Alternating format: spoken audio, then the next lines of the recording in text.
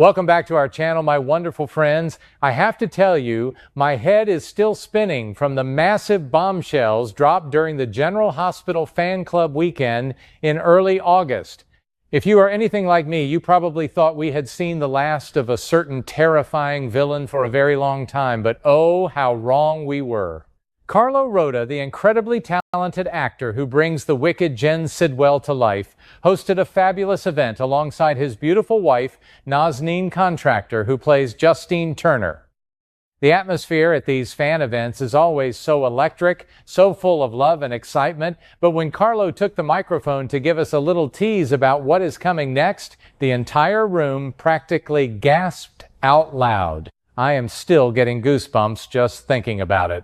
Because the news he shared changes absolutely everything we thought we knew about the current storylines. Let us rewind just a little bit to the episode that aired on August 11th, because I think we all fell into the exact same trap. I remember sitting in my living room, watching Molly Lansing Davis standing there, looking so serious and professional as she informed Cody Bell that she would not be pursuing the court case against Sidwell. When Molly revealed that Sidwell had accepted a plea deal off-screen, my shoulders actually dropped with relief. She explained that he was facing 31 years in a federal penitentiary, which is essentially a life sentence for a man of his age with no chance of parole for at least 26 years. I remember thinking to myself, thank goodness, Port Charles can finally breathe a sigh of relief. The monster is locked away and our beloved families are safe. It felt like a neat, tidy end to a truly horrifying chapter in our favorite town's history. But oh, ladies, how naive we were to believe that a mastermind like Jen Sidwell would just quietly fade away into the background. During that fan event, Carlo Rota himself stood up in front of everyone and completely flipped the script on us. He confirmed with a sly smile that we are absolutely going to see this villain again, and very soon. He did not take that plea deal just to disappear from our television screens. No, he is going to be featured prominently behind the cold steel bars of Pentonville Prison as his dark and twisted storyline continues to unfold. I just could not believe my ears. The writers pulled a fast one on us, lulling us into a false sense of security before pulling the rug right out from under our feet. And then came the part that truly made my jaw hit the floor. Rota teased the eager crowd by saying, I am in prison with another character. We share a cell. Now, you know me, my mind immediately started racing a mile a minute, trying to figure out who on earth could possibly be locked up in the same tiny, claustrophobic space as this dangerous criminal. The speculation has been running wild, but now that it has been revealed that this mysterious cellmate is most likely our beloved Curtis Ashford, my heart is just in my throat.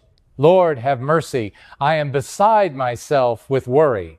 Curtis is such a good, strong, honorable man, but being locked in a tiny concrete room with a monster like Sidwell is a recipe for absolute disaster. To understand just how much danger Curtis is truly in, we have to cast our minds back to that incredibly tense episode on July 6th. Do you remember that chilling scene at the Port Charles Police Department? Sidwell, looking desperate, but still so incredibly arrogant, met with Jordan Ashford and actually tried to leverage her into helping him. I was so proud of Jordan in that moment. She stood her ground, looking him dead in the eye, and flat out refused to give him an inch. But when Jordan refused to give him the help he was demanding, the look that crossed Sidwell's face was enough to freeze water. As the authorities were dragging him away, with danger closing in on him from all sides, Sidwell did not show an ounce of fear or remorse. Instead, he looked back at Jordan and made a chilling, terrifying vow to get his revenge. He promised that she would pay for turning her back on him. This makes the situation with Curtis sharing his prison cell so much more terrifying to me. We all know how deeply Jordan and Curtis are connected, despite all their past struggles. Is Sidwell planning to use Curtis as a pawn to exact his revenge on Jordan? Is he going to torture Curtis just to make Jordan suffer? The thought of our dear Curtis being trapped in a cage with a man who has sworn to destroy his family is almost too much to bear. I am going to be watching these upcoming scenes from between my fingers. I just know it. Sometimes I think we need to remind ourselves just how dangerous Jen Sidwell really is, because his history in Port Charles is paved with absolute terror. Let us look back to August of 2024, when Carlo Rota first joined the cast. From the moment Sidwell stepped foot in our town, bringing his massive illegal smuggling operations with him, he emerged as one of the most ruthless and formidable villains we have seen in years. He did not just operate in the shadows. He brought the danger right to the doorsteps of the people we have loved and watched for decades. I will never, ever forget the sheer horror I felt watching him poison our sweet Maxie Jones. Bless her heart. Maxie has been through so much in her life, and to see her targeted so viciously by this cruel man made my blood boil. I remember sitting on the edge of my sofa, completely breathless, praying that she would pull through. And if poisoning Maxie was not enough to cement his status as a monster, we all remember the cold-blooded horror of what he did to Henry Dalton. To shoot a man dead, right there in front of Britt Westbourne, without even blinking an eye, it was a scene that will stay with me forever.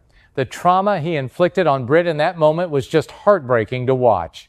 It showed us that Sidwell has absolutely no conscience, no moral compass, and no hesitation when it comes to taking a human life to get what he wants. His audacity knows absolutely no bounds either. Do you remember when he had the nerve to blackmail both Sonny Corinthos and our beloved mayor, Laura Collins? To go after the two most powerful figures in Port Charles takes a special kind of arrogance. And let us not forget that utterly wild, high-stakes plot where he teamed up with the WSB double agent Ross Cullum. Together, they were trying to create a highly dangerous cold fusion reactor. It felt like something out of a spy movie, but the danger to our beloved town was so incredibly real, he was willing to risk the lives of thousands of innocent people just to line his own pockets and expand his power. All of this incredible tension finally boiled over on that unforgettable day, July 2nd, at the Jerome Art Gallery. Oh my goodness, ladies, my nerves were completely shot watching that episode. Sidwell, backed into a corner, took Sonny, Justine, Ava Jerome, and Ethan Lovett as hostages. The standoff was so intense, so thick with fear, you could practically cut it with a knife.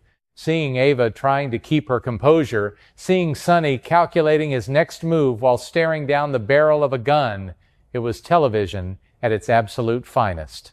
When the authorities finally breached the gallery and took him into custody, I actually cheered out loud in my living room.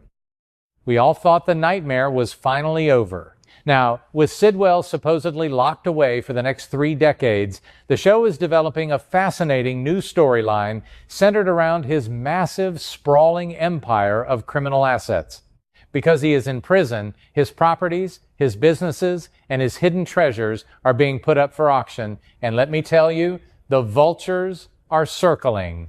It is going to be a complete free-for-all. It is so fascinating and a little bit ironic to watch Sonny Corinthos diving headfirst into this fierce bidding war. We know that Sonny and Jason Morgan are currently facing some incredibly dangerous hurdles as they try to leave the mob life behind and step onto a new, safer path to protect their loved ones. Yet, here is Sonny, unable to resist the pull of Sidwell's auction. And he is not alone. Drew Kane, who is already dealing with so much family drama and alienating his sweet daughter Scout, is throwing his hat into the ring. Even the cunning Valentine Cassadine is ready to fight for a piece of the pie. The power struggle between Sonny, Drew, and Valentine over Sidwell's leftovers is going to be explosive, and I cannot wait to see who comes out on top. But here is the absolute kicker.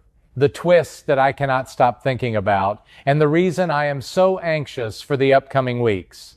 The latest spoilers reveal that Sidwell is not just sitting in that Pentonville cell, twiddling his thumbs and reflecting on his sins.